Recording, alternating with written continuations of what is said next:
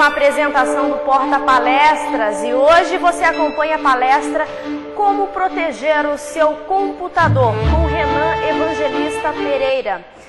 Eu quero lembrar a todos que ao final da apresentação dele, nós responderemos as perguntas enviadas por vocês aí, os participantes de todo o Brasil e mundo.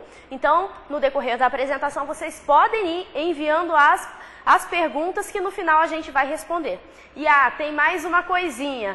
No final também estará disponível a declaração digital para impressão para você aí que é acadêmico ou mesmo profissional e quer garantir que você, quer comprovar que você esteve aqui com a gente assistindo essa apresentação. Renan, seja bem-vindo ao Porta Palestras. Obrigado. Nós vamos falar sobre um assunto que é bastante comum hoje na vida de todo mundo, porque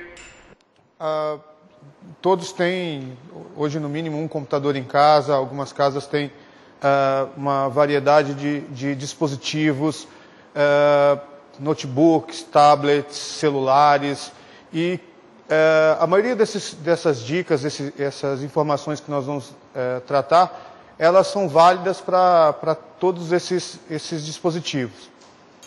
Na nossa agenda, eu coloquei para que a gente pudesse discutir algumas coisas que muitos já sabem, já conhecem, mas que na prática a gente percebe que muita gente ainda deixa de lado essas dicas e acaba sendo surpreendido. Então, no primeiro momento, nós vamos falar sobre algumas características gerais, né, de problemas de segurança, dicas de como corrigir esses problemas e também como é que você pode fazer para que você não tenha uma surpresa, né, quando esses problemas vierem. Bem, hoje em dia nós não temos como falar sobre problemas de segurança ou utilização de computadores sem falar sobre a internet, né? Na verdade, hoje, com a utilização dos dispositivos móveis, a gente está conectado o tempo inteiro e, como eu disse, esses cuidados que a gente vai comentar aqui, eles são válidos não só naquele momento que eu estou usando o computador lá no trabalho, quando eu estou usando o computador na minha casa, mas também quando eu estou utilizando o meu smartphone, quando eu estou utilizando o meu dispositivo móvel.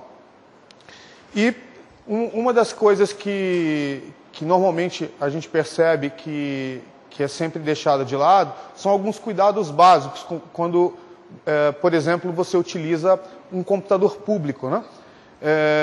Hoje você, de repente, em viagem, utiliza uma LAN house ou utiliza o computador de um amigo e naquele momento você acaba precisando utilizar um bankline, utilizar um aplicativo que você vai, de repente, acessar informações pessoais, informações privadas.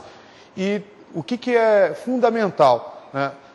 Sempre se preocupar em não utilizar informações que possam posteriormente ser, de repente, roubadas ou levadas por pessoas, no caso de uma LAN house, por exemplo, e que você pode acabar sendo surpreendido, né? Por exemplo, existe uma opção na maioria dos web browsers que permite que você navegue de forma privada ou de forma segura, sendo que, utilizando esse recurso, o que você vai perceber? Que não vai ficar registrado a informação do seu e-mail, da sua senha e de todos os dados que você, porventura, preencher num formulário naquele computador, né? Eu, particularmente, sempre me preocupo no momento em que eu faço a utilização do computador público, primeiramente escolhendo a opção de navegação privada, né? E, desta maneira, eu vou garantir que ninguém vai utilizar o meu login e minha senha, né? É muito comum, às vezes, você chegar numa LAN house e quando você abre o web browser, digita lá, sei lá, Facebook ou algum outro site que a gente utiliza no dia a dia, e ele já vem logado, né? Já vem acessando as informações de uma determinada pessoa que utilizou por último aquele computador, e você não precisou nem digitar um usuário e senha. Então, o que eu vou garantir, né, tanto no momento que eu vou utilizar o computador, como eu vou emprestar, de repente, o meu computador para uma outra pessoa, que seja utilizada a navegação privada, né, para que já comece por aí a proteção dos meus dados pessoais, a proteção do meu computador. Dentre as características que mais afligem os usuários de internet hoje, nós poderíamos dizer que existem aí 3 grandes componentes. O primeiro seria a infestação de vírus, né, onde o computador, de repente, que você vai utilizar, já foi infectado previamente e naquele computador você, quando insere o seu pendrive para copiar um arquivo, para acessar uma informação, você acaba levando aquele vírus para sua casa. Isso é um grande problema. A outra situação seria a utilização de cavalos de Troia por programas que parecem que são programas normais, mas que quando você utiliza, você não sabe que no plano de fundo alguma coisa está sendo executada e está prejudicando o seu computador. A maioria das vezes em que você implanta um cavalo de Troia ou que você herda um cavalo de Troia de outro computador, isso está associado a softwares piratas, né? Aqueles softwares que às vezes o pessoal baixa na internet, não sabe de onde está baixando aquilo ali, encontra um site lá no estrangeiro e, de qualquer forma, está baixando um software que você não sabe se ali contém algum programa malicioso que pode danificar o seu computador. E uma outra coisa que seria o terceiro ponto, que é algo que nem sempre causa um dano, mas que pode trazer bastante transtorno, que seria o spyware. Normalmente um programa de computador que ele tem a finalidade de captar informações, né, e enviar para a internet, enviar para algum outro local. É muito comum os hackers e outros usuários de internet que de repente implantam esse tipo de programa. Eles querem captar informações privativas como senha de bancos, senhas de acesso a aplicativos em geral. Então, dentro desses três tipos de aplicativos, de programas, a gente precisa tomar uma série de precauções, né, e utilizar recursos para coibir a presença dos mesmos. É um assunto muito batido. Quando a gente fala de spam, fica parecendo que a gente fica batendo numa tecla que já está ali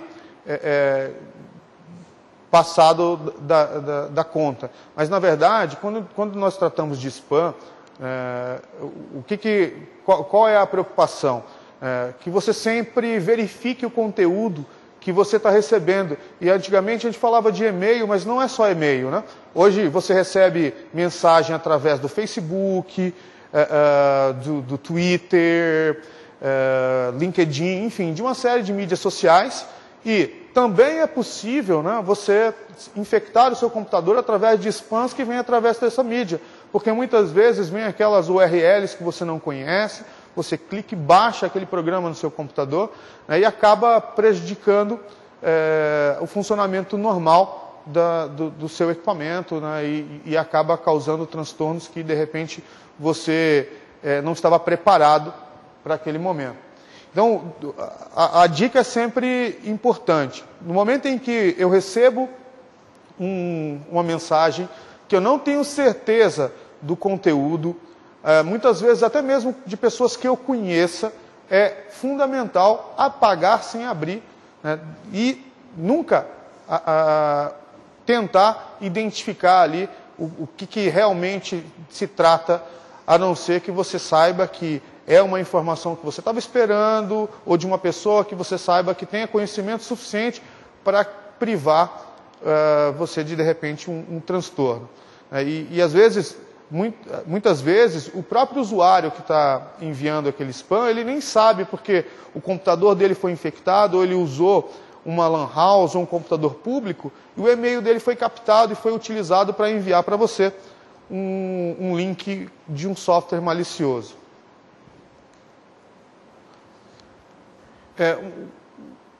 A maioria dos usuários hoje em dia tem aquela mania de utilizar a mesma senha para todos os aplicativos, né? E muitas vezes uma senha muito fácil. Eu sei que é muito difícil você gerenciar todas as senhas de aplicativos diversos. Você tem senha de bancos, senha do e-mail, vários e-mails, Facebook, LinkedIn, Google, enfim. O ideal, a gente diz ideal porque nem sempre dá para fazer, seria trocar essa senha regularmente. Mas, na pior das hipóteses, criar uma senha que seja difícil o suficiente para que alguém não simplesmente, utilizando um programa ali de quebra de senha forçada, descubra a sua senha e você tenha a ingrata... você descubra que alguém acessou o seu e-mail, acessou o seu perfil. Um dia desses, um amigo me perguntou o que ele poderia fazer para recuperar a senha do MSN dele. Aí eu perguntei para ele se ele havia preenchido no perfil aquelas informações que sempre no cadastro é solicitada, como o e-mail alternativo, telefone e outros dados. E ele me disse que não havia preenchido nada daquilo. E, infelizmente, nesses casos, o que acontece? É muito difícil você conseguir recuperar o acesso a essa conta novamente. E, muitas vezes, a pessoa que obteve indevidamente o acesso ao seu e-mail passa a utilizar aquele e-mail para fazer spam e muitas vezes deixando a pessoa muito constrangido, porque usa o nome dela, né, para fazer envio de informações ou obter informações indevidamente. Então, a utilização de senhas fortes ou senhas complexas, né, senhas que envolvam caracteres especiais, que envolvam, de repente, números, letras minúsculas e maiúsculas, combinando isso aí, vai diminuir bastante a probabilidade de alguém quebrar com facilidade. Isso somado àquela dica que eu comentei de sempre verificar se você está navegando de forma segura ou forma privada, como alguns browsers assim colocam. No caso do browser, voltando aí àquele ponto que eu estava comentando, você poderia, inclusive, verificar, quando você estivesse fechando o browser, se alguma informação que você digitou ali foi preenchida automático, né? Eu fecho o browser, abro novamente, entro ali no Hotmail, no Gmail e vejo se vier ali o seu e-mail preenchido, qual seria a dica? Seria, nas propriedades do browser, apagar todo o histórico de senhas e histórico de formulários, cookies e tudo mais, para que realmente não fique nada ali presente. Existem, inclusive, programas específicos que você pode utilizar, né, e baixar no seu computador para que você possa fazer a limpeza regular desses dados, né, de forma agendada, porque nem sempre dá para a gente ficar lembrando de fazer isso manualmente. Uma outra questão assim, que é fundamental, na minha opinião, e que a maioria dos usuários ignoram, é que uma vez que eu instalei o meu sistema operacional, ou que alguém veio e fez a instalação do sistema operacional no meu computador novo, comprei um computador ali 0 km e vou começar a utilizá-lo.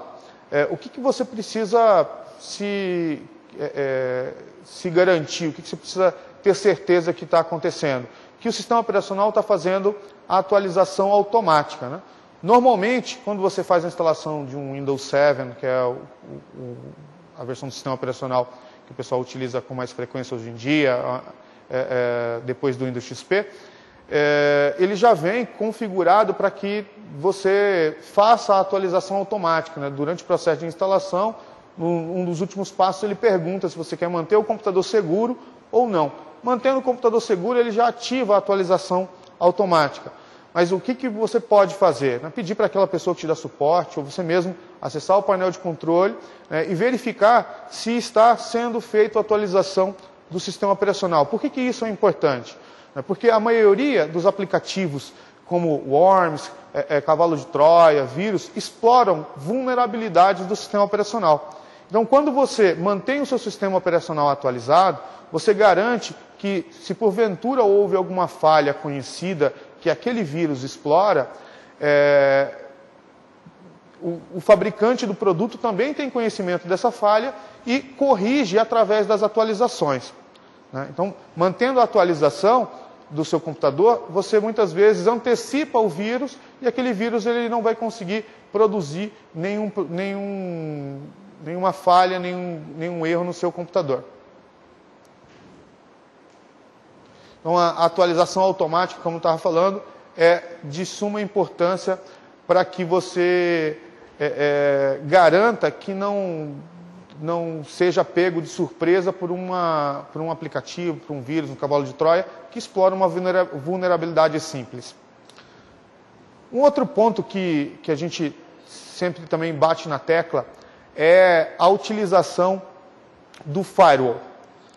O sistema operacional hoje em dia, seja Windows, Linux, Macintosh, ele vem com um firewall de proteção local. Esse firewall não é igual àquele que as empresas utilizam protegendo a entrada da empresa.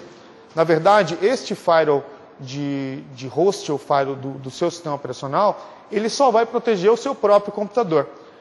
Fazendo aí uma analogia a um fosso, né, que os castelos construíam ao redor para que evitasse que algum programa que fosse executar um aplicativo fora da máquina, ou um aplicativo externo, tentando acessar o seu computador, fosse protegido por esse fosso ou por esse firewall, né, que ele realmente vai conseguir garantir que você tenha ciência de todo aplicativo que esteja rodando no seu computador que queira acessar a internet. Por que muitas vezes os usuários são pegos de surpresa? Porque, às vezes, alguém instala um programa, ou você baixa um programa novo ali no computador, ele não funciona e alguém acaba sugerindo para desativar o firewall. Isso nunca deve ser feito. Existe, inclusive, o auxílio do próprio sistema operacional para que, quando você acesse um aplicativo e ele necessite acessar a internet, que ele pergunte, né, e você vai decidir se ele vai ou não acessar a internet. Normalmente, ele dá para o usuário a opção de abrir uma exceção só naquele momento ou sempre que você executar o programa, que aquela exceção seja garantida. Ou seja, o seu programa vai funcionar normalmente e os demais programas que você não tenha conhecimento não vão conseguir acessar a internet sem a sua autorização. Nesse ponto, para aqueles usuários que utilizam o Windows Vista ou o Windows 7, existe um elemento associado, que não é o firewall, mas que tem uma finalidade parecida, que é o User Account Control, ou controle de acesso de aplicativos pelo usuário, para garantir que quando você execute um programa que tente alguma coisa que exija privilégios avançados, ou que vai executar algo malicioso, ele pergunte para você se deve ou não executar. Eu sei que é chato, eu sei que é complicado, mas às vezes o fato de você desativar esse recurso, o que vai acontecer? Quando você realmente tiver um programa que tenha um vírus, um cavalo de Troia associado, você não vai saber daquilo, porque o sistema operacional foi desativado, aquela função primordial que protege o usuário do próprio usuário, né, permitindo que você saiba realmente o que está acontecendo. Confesso que no Windows Vista era um pouco mais chato, mas no Windows 7 a Microsoft reformulou o controle de acesso de usuário. Ele normalmente só pergunta quando realmente você está tentando fazer algo que possa danificar o seu computador ou que ele não tenha conhecimento da origem ou da finalidade que aquele programa está executando alguma tarefa. Então vale a pena manter o firewall ativado, né, e o User Account Control.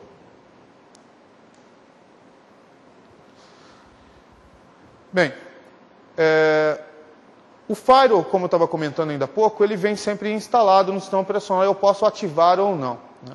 Já a proteção contra vírus, contra algumas ameaças que nós comentamos anteriormente, o sistema operacional normalmente não vem protegido inicialmente para esses problemas, né? Normalmente, o que o usuário pode fazer?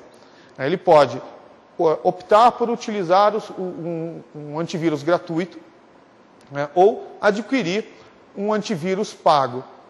A vantagem de você adquirir um antivírus, né, pagar a licença daquele programa, é que você vai ter o suporte, né, e a garantia de que tem uma empresa, né, cuidando para que aquele aplicativo antivírus seja sempre atualizado, né? Porque quando a gente fala em antivírus, às vezes eu penso assim, vou pegar um antivírus gratuito, instalar no meu computador, não quero comprar um antivírus, não quero gastar ali R$50, R$100, que seja durante 1 ano ou 3 anos, que a maioria dos antivírus cobra hoje em dia por 3 anos. Eu acho que não vale a pena. Só que o que acontece? Se eu utilizo um antivírus gratuito, totalmente livre, eu não tenho esse respaldo de que tem uma empresa por trás, né, fazendo a verificação de novas ameaças, e a gente teria talvez um programa ineficaz, né? Eu utilizo um antivírus gratuito para o Windows 7, que é o próprio Security Essentials, que é um produto que a Microsoft disponibiliza para os usuários que têm o software licenciado. Mas também recomendo que vocês possam, de repente, usar algumas opções como Kaspersky, Symantec, McAfee, não importa qual bandeira que você escolheu para proteger o seu computador. Garanta que ele mantenha atualizado diariamente e que você tenha sempre ativo aquele antivírus para proteger o seu computador. Enfim, utilizando programas que vão proteger o seu computador, como o antivírus, firewall, user account control, você já dá um primeiro passo para proteger o seu computador de ameaças, de programas maliciosos. Mas a gente também tem que lembrar que muitas vezes o seu computador ele sofre problemas que não são relacionados aos programas, aos softwares e ao sistema operacional em si, né? Como problemas de hardware, né? Problemas que vão fazer o seu computador parar. De repente você está utilizando o computador ali no dia anterior à entrega de um trabalho na faculdade, na pós-graduação, né? E você garante sempre ali que você salva o documento várias versões diferentes no seu dispositivo físico ali, no disco rígido do computador, e você nunca vai esperar que vai parar de funcionar, vai queimar o disco rígido, né? Então, dentre aquelas ações que eu tenho que tomar para proteger o meu computador, eu também devo incluir o backup, uma cópia segura desses arquivos, os documentos, tudo aquilo que foi importante para mim em um local em que eu possa recuperar sempre que possível.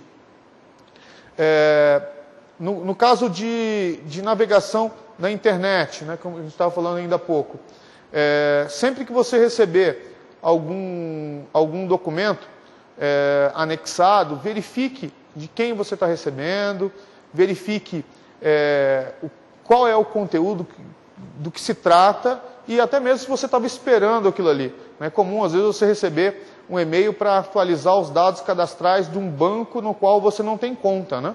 E de repente, ainda existem algumas pessoas que acabam clicando para ter certeza, enfim. Mas o ideal é sempre garantir que aquilo não venha trazer um problema para você, e se eu não sei não sei quem está mandando, eu não sei quem originou aquela mensagem, eu simplesmente não vou abrir. Os usuários às vezes não percebem quando começam a receber mensagens, que às vezes ele mesmo autoriza essas mensagens, né? E às vezes é até um pouco chato quando você abre o seu e-mail, tem ali dezenas de e-mails de uma empresa oferecendo um novo eletrodoméstico, uma geladeira, enfim. Mas também existem alguns sites em que você autoriza o envio de informações através daquelas letrinhas miúdas ali no momento que você faz o cadastro no site, né, e tem o aviso de privacidade, e normalmente o pessoal não lê, não presta atenção. É muito importante verificar cada um daqueles itens que vem ali checados para você garantir que você não venha receber informações que não lhe interessam, né? E hoje, todos os dias, você acaba fazendo cadastro em um novo site de compras, um novo aplicativo online. É importante garantir que você só receba e-mails de quem realmente você deseja, né? É uma dica interessante, de repente, até você criar regras lá no seu e-mail, né, dividindo aqueles e-mails de contatos, né, das pessoas que você recebe regularmente, caindo numa caixinha separada, e naqueles e-mails de contatos você vai ter mais tranquilidade para ler. Os outros e-mails eu direciono para um outro local e eu vou ter um critério maior, analisar com mais cuidado cada uma das informações que estão ali contidas, e como às vezes a gente não tem tempo, acaba descartando. Tem e-mail de promoção que não interessa, não estou a fim de comprar agora, eu vou simplesmente apagar sem ver o conteúdo. Muitas vezes é um e-mail lícito, mas outras vezes eu tenho, como eu estava dizendo, arquivos anexados de pessoas maliciosas que aproveitam dessas informações para também enviar dados que vão prejudicar ou danificar o seu computador. Uma providência que é muito importante para que você controle melhor essa questão é utilizar uma ferramenta de anti-spyware e anti-spam.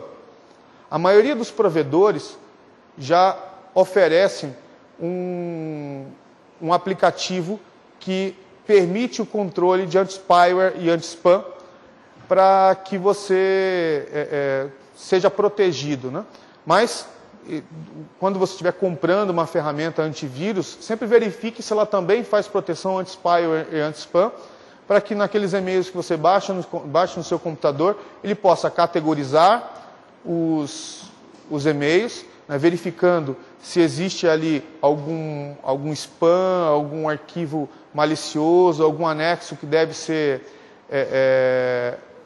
eliminado, para que você não danifique, para que você não cause um dano ao computador que você está utilizando naquele momento, né? E o anti-spyware, nós temos ali uma ferramenta que também tem a opção de ser uma ferramenta free, né, uma ferramenta gratuita, mas sempre avaliem a possibilidade, se você tiver condições, de comprar uma ferramenta comercial, se possível um pacote que integre o antivírus, o anti-spyware, anti-malware, tudo na mesma ferramenta, né, para que você mantenha todos esses programas atualizados, protegendo o seu computador, né. Uma coisa que a gente tem que sempre ter certeza, como eu tinha dito anteriormente, é que esses programas não expiraram, não venceram, né. Uma coisa que é muito comum, às vezes, o usuário descobrir, é que após a infecção da máquina dele, ele, chamando um técnico, uma pessoa para ajudá-lo, ele afirma que tem um antivírus instalado, um anti-spyware instalado na máquina. Só que o técnico descobre que, na verdade, aquele programa já venceu há algum tempo. E o anti-spyware ou antivírus desatualizado, ele vai ter o mesmo efeito de um remédio que perdeu a validade, né? De um remédio que você comprou, colocou lá na farmacinha, lá na sua casa, lá no armário do banheiro. E aí, daí 2 anos, você vai pegar aquele remédio já vencido, toma e pode funcionar como pode não funcionar. Então, é um risco que não se deve correr para garantir que você não tenha problemas. Então, um ponto que eu gostaria de frisar e enfatizar mais uma vez, que é, dentre todas essas dicas, uma tarefa fundamental, não só para quem trabalha na área de TI, mas para todos os usuários hoje em dia, manter um backup, né, uma cópia das informações que você utiliza dentro do seu computador, no seu dispositivo móvel, seja feita através de um CD, um DVD, ou até mesmo web, né? Hoje em dia, existem inúmeras opções de discos virtuais, né? O Google oferece, a Microsoft, através do SkyDrive, o Live, oferece a opção de você mandar os seus arquivos para a nuvem e manter uma cópia desses arquivos sempre protegidas, né? Uma outra opção seria você fazer backups em um disco externo, né? Um pendrive, também é muito importante. E dessa forma, no caso de uma falha de hardware, você não ficaria desprevenido.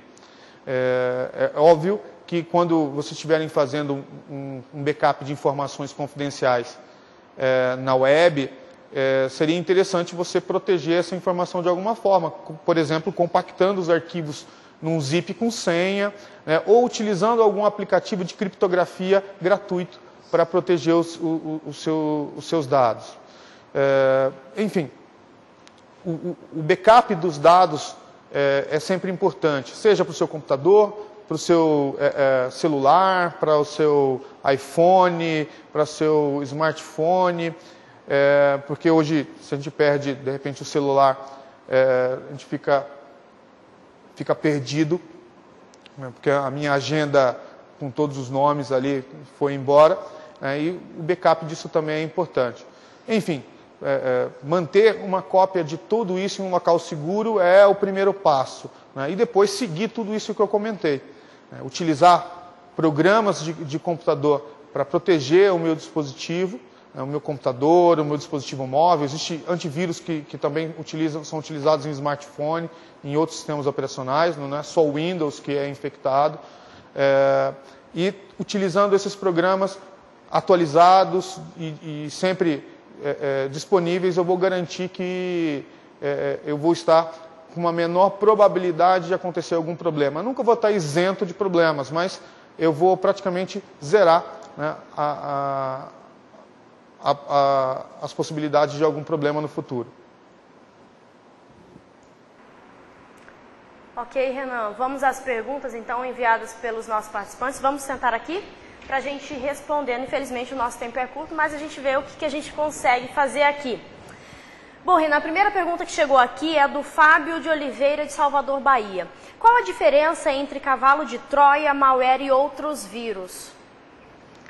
O cavalo de Troia é um programa de computador que ele vai se instalar de forma que você não percebe a presença dele e que ele vai executar ações em segundo plano e o usuário, de repente, está utilizando o programa, achando que aquele programa é um programa lícito. Por exemplo, ele abre ali o Word para editar um documento, só que aquele Word que ele está utilizando, ele possui um cavalo de Troia que está por trás dos panos, buscando informações confidenciais e enviando para algum lugar ou causando danos no computador. No caso de antivírus, né, como eu tinha comentado, de vírus, o vírus é um programa que ele é visível, você consegue perceber a presença dele e os danos normalmente são perceptíveis, né, e que causam um desconforto imediato, né, ou a parada total do computador. E no caso do spyware, seria aquele programa que roda em segundo plano também, similar ao cavalo de Troia, só que ele só tem a finalidade de captar informações, né, enviar essas informações para algum lugar, mas não necessariamente ele foi infectado a partir de um programa que eu baixei com uma finalidade específica. No caso do cavalo de Troia, eu posso instalá-lo quando eu baixo um software pirata ou um software que eu não sei de onde ele foi originado, e ele já vem com aquele cavalo de Troia, aquele presente de grego, né, anexado. Enquanto que o spyware, eu posso recebê-lo por e-mail, né, com spam, e causar problemas também na minha máquina, mas ele é um programa autônomo, ele não precisa ser baixado junto com um programa lícito, né? No caso do malware, o malware hoje é uma classificação que inclui praticamente todos esses num só, né? É uma classificação que inclui todos os tipos de ameaças que a gente tem hoje na internet, no computador. Ok, Renan, a próxima pergunta é da Érica Alexandre, de São Paulo, capital. Qual a importância do firewall? O firewall ele vai garantir ao usuário que qualquer programa instalado na máquina que venha acessar a internet ou a rede doméstica, ele seja verificado antes dele sair da máquina, a ação, e também de programas que venham de outras máquinas tentar acessar informações. Por exemplo, se você está utilizando o seu notebook em uma área pública, num café, por exemplo, que você tem ali Wi-Fi disponível, se você não tem o firewall habilitado, alguma outra pessoa pode acessar os seus arquivos e ver tudo que tem ali disponível, né? De repente, em casa, eu compartilho os meus documentos para que os meus familiares acessem. Aí eu levo o mesmo computador lá para o café e, com o firewall desativado, o que vai acontecer? Vai ficar para as pessoas que estão ali no café como se estivesse um ambiente familiar, tendo acesso a tudo. Com o firewall levantado, com o firewall ativado, eu posso dizer que eu estou num ambiente público e ele vai proteger qualquer acesso externo, impedindo que alguém veja informações pessoais e que eu esteja protegido. E as pessoas hoje têm essa consciência? Na verdade, não, né? Porque é a mesma história de que a gente não segue os conselhos da mãe, né? Quando a gente sai de casa para brincar, vai para a rua, vai para a noite. Os usuários acham que o firewall e o antivírus são programas que os atrapalham. Porque, normalmente, quando você vai tentar executar alguma operação que seja suspeita, esse programa ele vai perguntar para o usuário se pode ou não. E o usuário se incomoda, né? Por que eu tenho que ficar respondendo isso toda vez que eu vou executar essa operação? E acabam desativando, né? Às vezes por orientação de pessoas que não conhecem, né? Ou simplesmente por comodidade. Aí depois acaba tendo uma surpresa. É complicado, né? Bom, Renan, a próxima pergunta é do Alberto de Assis, de Manaus. Como saber se o meu computador tem vírus, se ele está realmente protegido contra roubo de senha, por exemplo? Bem, se você já possui um antivírus instalado, normalmente a primeira ação seria verificar se ele está ativo e atualizado, né? Mas mesmo assim pode acontecer de repente você está infectado e não saber, porque às vezes está utilizando uma versão gratuita, né, que não tem atualizações tão frequentes como uma versão paga. E existem alternativas que os próprios fabricantes de antivírus oferecem, como o site da McAfee, da Panda, da Symantec, que você pode acessar o site, ele faz uma verificação online e ele detecta se sua máquina tem ou não algum tipo de ameaça. O que ele pode fazer na maioria das vezes nessa varredura online é indicar que você baixe um programa para poder fazer a remoção dessas ameaças.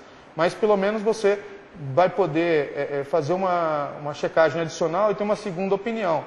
Eu, quando pego uma máquina que não conheço, eu costumo até usar mais de uma dessas opções, acesso 2, 3 sites online e peço para eles verificarem a minha máquina. Porque aí, pelo menos, a chance de estar infectado é muito menor, né? Ok, Renan. A próxima pergunta é da Daniele Leite, de Maringá, no Paraná. É perigoso fazer muitos downloads? Olha,